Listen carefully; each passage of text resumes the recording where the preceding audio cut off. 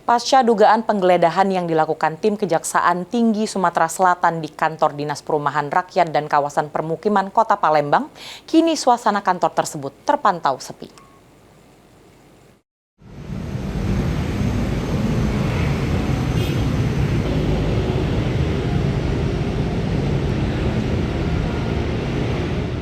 Usai adanya dugaan penggeledahan yang dilakukan oleh tim Kejati Sumsel dari pantauan tim liputan PAL TV di kantor Dinas Perkimtan Kota Palembang yang berada di Jalan Slamet Riyadi, Kelurahan Lawang Kidul, Kecamatan Ilir Timur 2, Palembang terpantau sepi. Hanya terlihat beberapa pegawai yang keluar masuk kantor.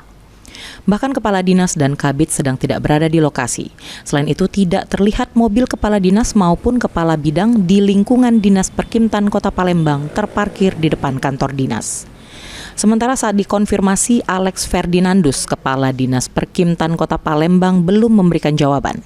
Sebelumnya, penggeledahan yang dilakukan oleh tim Kejati Sumatera Selatan pada Selasa sore 19 Agustus 2025 telah berhasil mengamankan sejumlah dokumen penting diduga berkaitan dengan adanya dugaan operasi tangkap tangan yang menyeret salah seorang kepala bidang di lingkungan Dis Perkimtan Palembang.